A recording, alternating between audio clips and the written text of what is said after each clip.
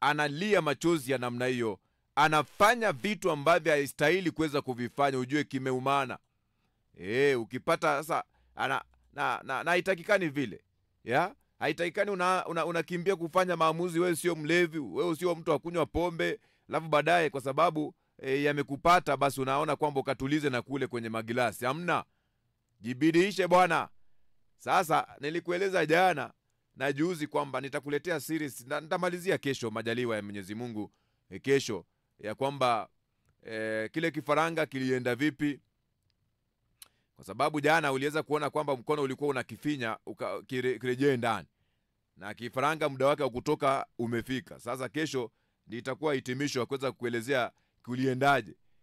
Sasa leo ninakupatia the same series. Sasa pale mkono unafinywa na pale hivi baadaye sehemu ambayo lile yai linafungwa kabisa, kufungwa vizuri, na likawekwa juu ya meza. Nilianza kukuonyesha juu ya meza, alafu baadaye nikakuonyesha kwamba kuna vile lilidondoka likafika chini. Sasa leo linafungwa, lile yai linafungwa baada ule mkono kuweza kurudisha ndani. Uliona kuna mkono kulikuwa na nje unarudisha ndani, na baadaye likafungwa na kuwekwa juu ya meza. Nafikiri hapo umenipata sasa. Sasa kesho ndio itakuwa hitimisho uweze kuona kuliendaje. Katika maisha ya sasa kuna wakati ambapo unaweza kuona kwamba ni vizuri kuweza kuelewa kifaranga kutoka kwenye yai, naona imerudishwa nyuma kwa huu unaoitwa namna ya kuweza kukifinyia ndani. Unaona kwamba inafinywa ndani, kuelekezwa ndani. Alafu sasa unashangaa sasa kifaranga kitatokaje pale ndani na kimefungwa? Ile nguvu ya ndani kimetoka chenyewe, kimetoboa ile nini kuweza kutoa ile shell ya yai, kwa sababu hakistahili kukua ndani, kinatoka nje. Na kule nje kuna mkono unaokirudisha ndani, mkono wenye nguvu unakirudisha ndani. Na hapo kwenye wakati unakurudisha ndani, pale ndani wanafunga sasa, kwa hiyo wanafunga na kamba. Hivyo ndivyo watu wengi maono yao yanafungwa. Shetani hataki aone ukitoboa, ukiishi vizuri, na kwa sababu ukiishi vizuri utazidi kumtukuza Mungu na kumsifu. Shetani anatumia mbinu zote za kijanja kuna kwamba anakuzuia usifikie kwenye neema yako. Unahitaji kuweza kupambana, kujiinua, ila unakutana na watu wenye roho mbaya, wanakushusha na kukuwekea vikwazo. Watakuwekea vikwazo. Unafikiria ni mtu mmoja tu. Nakumbuka miaka fulani nilikuwa katika mji wa Eldoret pale, hadi neema ya kuinuka inaonekana. Jamaa alikuwa ni siku hizi anauza magari, natumai siku hizi anauza magari. Siku hizi ameingia kwenye biashara. Nilimweleza bwana, usione ni kama nimekuja kuchukua kuwa news editor, nikunyang'anye nafasi yako. Sio hivyo. Mimi ni mtu ambaye ni a passing cloud. Mimi ni passing cloud. Nitaenda kunyesha mvua kwingine. Na hakika niliondoka. Niliondoka kwenye maeneo yale. Muda wakati ulifika kuondoka, niliondoka. Aliona ni kama mimi na mnyang'anya, ndakuja kumnyang'anya kwa sababu ule ukuaji ambao nilikuwa nakuja na ukuaji na vile naandaa vipindi vyangu. Neema kidogo ambayo Mungu amenipatia na kibali kuandaa vipindi. Aliona ni kama nimekuwa tishio. Nikamweleza tu peupe peku kwamba I'm a passing cloud. Mimi nitaenda kunyesha mvua kwingine. Usiwe na shida. Hayuko kwenye masuala ya media wakati huu. Lakini nilizungumza. Hautakosa kukumbana na watu wa namna hii. Watu ambao wataki uweze kuinuka. Wakijua unataka kuinuka wanakutega. Watakutega. Watakutoa kwenye mstari. Watakuondoa kwenye mstari. Wakati ukifika, ondoka. Kwa sababu you are a passing cloud. Unaenda kunyesha mvua kwingine. Nyakati zote za maandalizi lazima utapitia na kukurukakara hizi. Utakumbana nazo. Usifikirie utakumbana nazo. Utakumbana nazo. Hata wakati fulani nakuwa kwenye pale KBC kuna nahitaji kupatiwa scripts za kusoma kipindi cha michezo, script kadhaa kama hata 3, 4, 5. Unapata jamaa, siwezi nikamtaja jina, angali yuko unapata jamaa anakataa kukupatia script, na yeye anatatizika kukusoma zile script. Amekuhamia zote ya kipindi cha dakika kama 15, anakupatia ka script kamoja kauko mbali kama tone kwenye maji ya bahari, lakini unabaki unachukua tu, unasema unashukuru Mungu. Kwa hiyo hao kamoja unakapiga paka wanashangaa.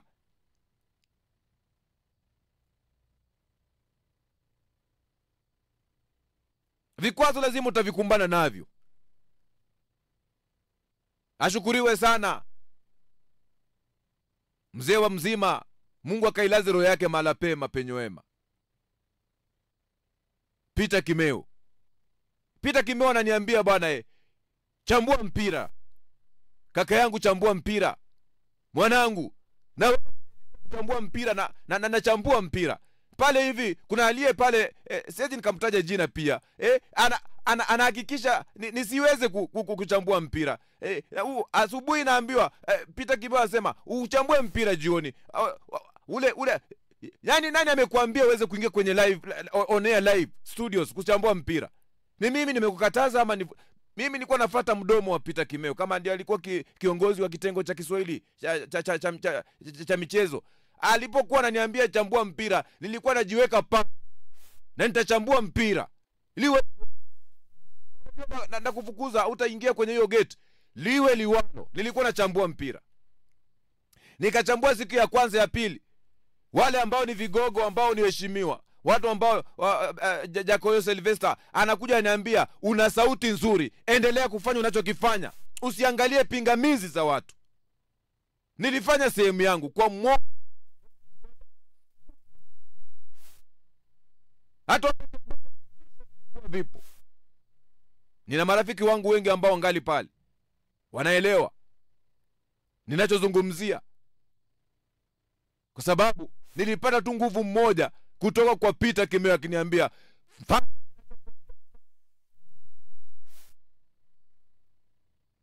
anaye kukataa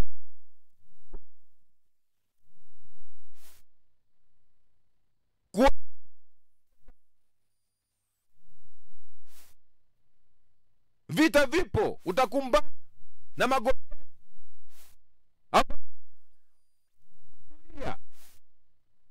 They are there.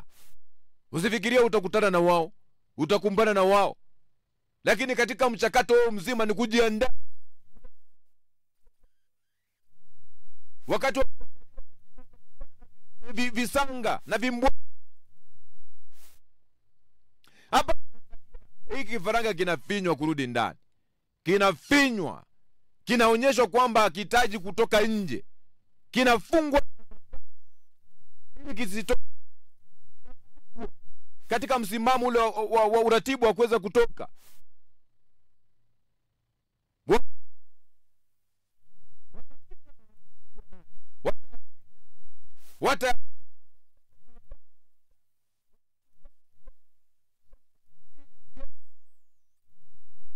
Watakuvuruga. Usifikiria wauni watakosekana.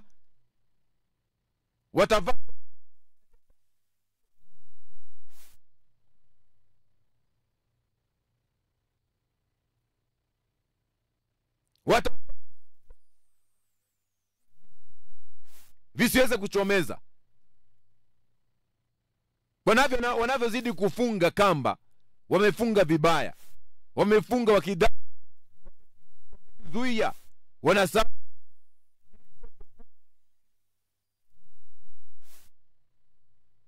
wanakisaidia kuchomoza. Hata wanapokifunga kamba, wanakisaidia kuchomoza. Muda kutoka, unaweza rudishaje kitu ndani kisubiri wakati ambapo kinafaa kuwa nje? Aje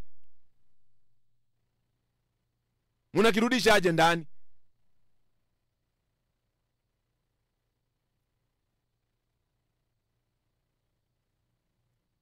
Wakati fulani nilikuwa katika mji wa Kitale nafanya kazi.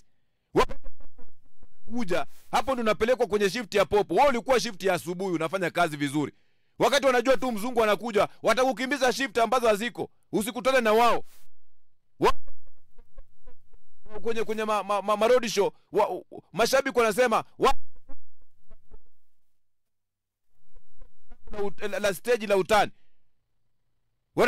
Wazungu wanasema they are saying babu wawa. So they are saying baboon. Na kumbe wanasema wapi babu wawa?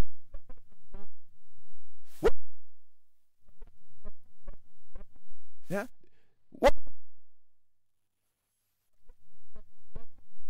Baboon. They are saying baboon. Sa mzungu anashindwa.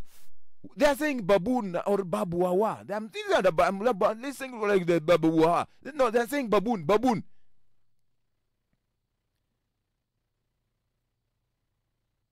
Watakifunika, watakizuia. Watakifanya kisionekane.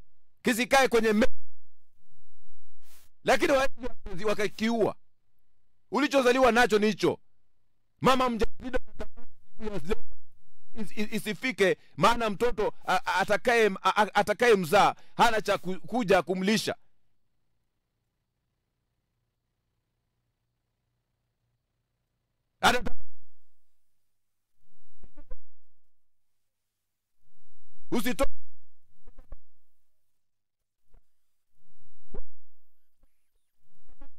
Zadeba zisiki kuongezeka kwa sababu anajiuliza na nini.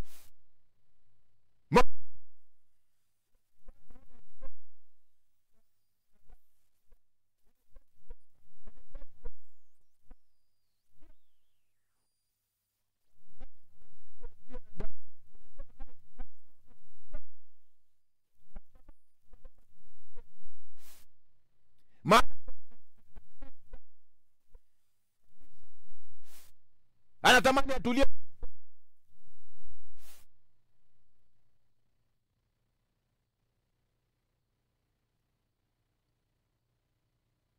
Kula kukua na kufanya yanayostahili. Mwisho wa siku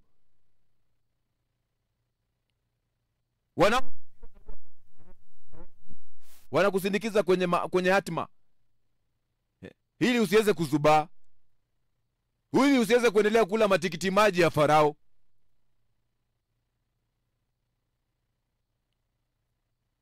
Kwa sababu maono makubwa ambayo yamepandwa ndani yako.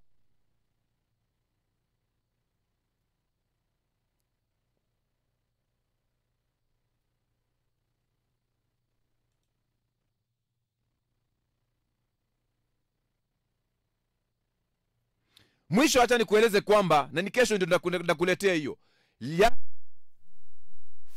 na kifaranga kitatoka. Kuna vitu huwezi kuvizuia, hata uwe mkarabati vipi. Kuna vitu huwezi ukazuia. Akisema tu vitatokea. Akisema vitatokea kwenye ile jamii, hata katika mwanzo mdogo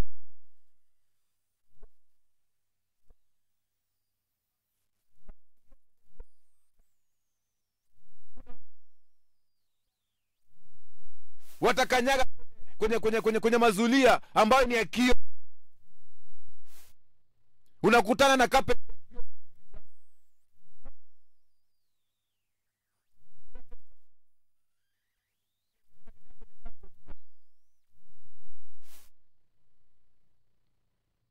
Huyu si ni mwana wa Selemara tunamjua. Huyu si ndio mwana wa Selemara tunamjua.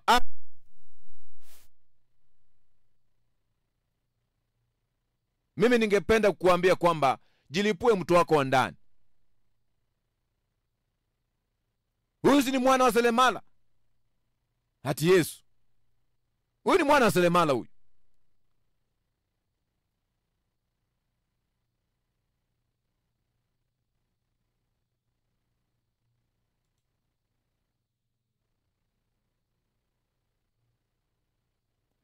Usikubali, maana Kanani yako hautainyakua kwa kuweza kulala na usingizi tu la kusema ndapata. Lazima uweze kupigania vitu ambavyo unavihitaji na kuvisimamia kwa gharama. Lazima utagharamika.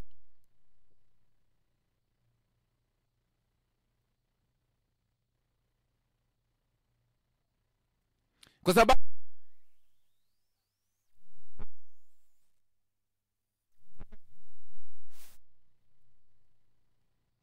kwa sababu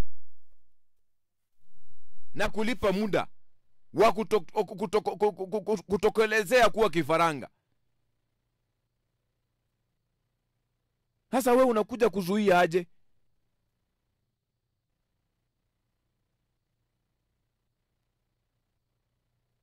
Aje unakuja kuzuia?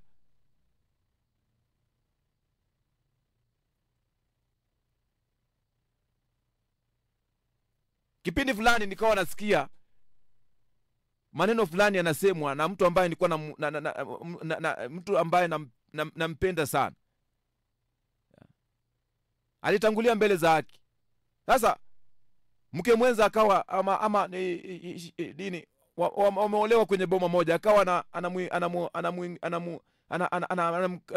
ile mkejeli ama anamwambia, "Mnyi nazaa watoto wengi wavulana na shamba hakuna, utaweka wapi?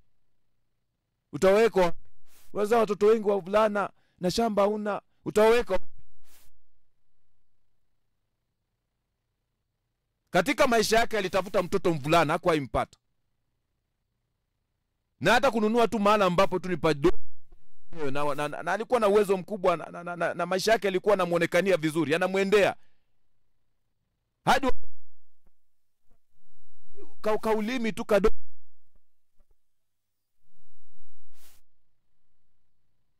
Usiwa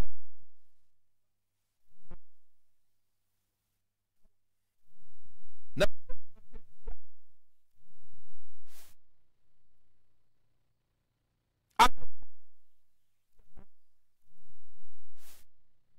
ana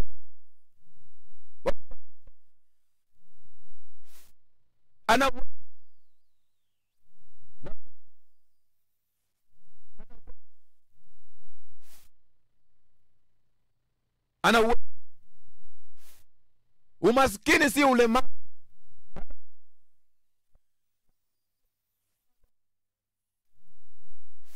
Kwa sababu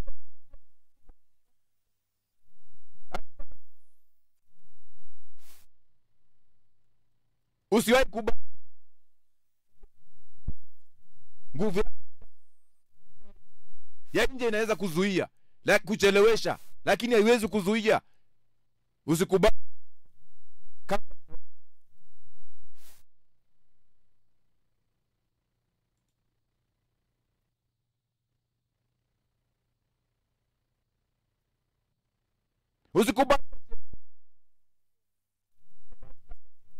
mponda. Wameitwa kuja kukuponda, na wewe unakubaliana na hali namna gani? Jibidisha, ondoka, jilipue, useme kwamba inawezekana. Usikubali anaweza kuzuia. Ndio maana nikakueleza kwamba watu wengi wametufinyia microphone, wakatuzungusha, wanatufinyia microphone. Saa zingine anakuambia uingii, toka, unabaki unasema asanti, si unilipe cha kwangu niondoke. Hata wanakataa kukulipa cha kwako, unabaki unasema hata nimekuachia, unaondoka polepole ukijiendea. Wanakuweka kwa shift zingine, hata wakupatii transport ya kupanda gari. Sasa ukiwekwa shift ya saa 9, inabidi uamke saa 8 kutoka kwa nyumba, waanze ukanyaga mguu saa 9 asubuhi. Mahali ambapo ni hatari. Nakumbuka wakati huo nilikuwa nasema napita kwenye kiwanja fulani cha ndege pale, hivi ni hatari, kichinjio. Siku moja nilikimbizwa na wale wauni, nikatoka mbio sana. Niliwalemea kwenye mbio. Sasa nikasema kajibu kuwasilisha malalamishi yangu wao kusikia. Sasa nikasema badala ya kupita pale, nitakuwa napita maeneo ambao kuna mbwa. Na mbwa ambao wanaobwe nakimbia, nasimama na roho ya simba na kuangalia. Sasa saa 9 asubuhi unaelekea kazini, alafu baadaye pale ndio unakutana na mbwa. Maumbwa sio kwenye maeneo tofauti, kwa sababu kwenye ile yale maumbwa yakija yanabweka. Mimi najua hamna kitu hapa. Nilivyokuwa nimesimama na labda na chuma yangu, mama nimesimama muhima kabisa, wanaogopa, wanarudi, wanakunja mikia wakienda. Ndio nipenye niingie. Na si mara moja, karibu mwaka mzima. Wakati natoka kwenye nyumba naelezea Mungu, mimi siendi kazi, naenda kwa sababu ni huduma. Hata siku moja sikuwa na mbwa, sikuwahi ng'atwa na wale wauni. Ni mara moja walinikimbiza na nikabadilisha mkondo, nikasema afadhali nipite mahali ambapo kuna mbwa wengi, hao naweza kabiliana nao. Lakini mwanadamu huwezi kuelewa ametembea namna gani. Kuna makampuni ambayo huwezi kujua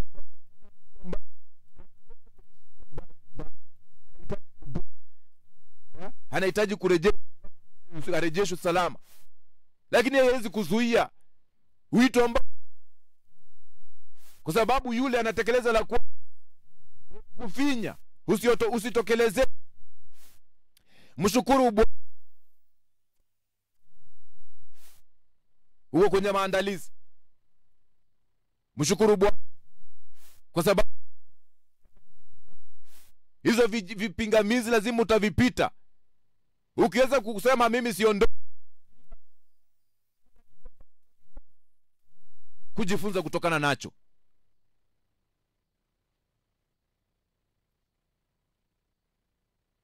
Kesho ndakuwa namalizia mkondo huu, kwa sababu nikuambia ni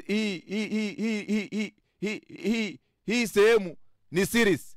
Sasa kesho ndio hatima ya series. Kifaranga kitatoka ndani ama kitabaki kimekubaliana na hali pale ndani, kwa sababu kimefungwa. Na hiyo ndio sehemu ya Chemsha Bonge ya siku ya leo.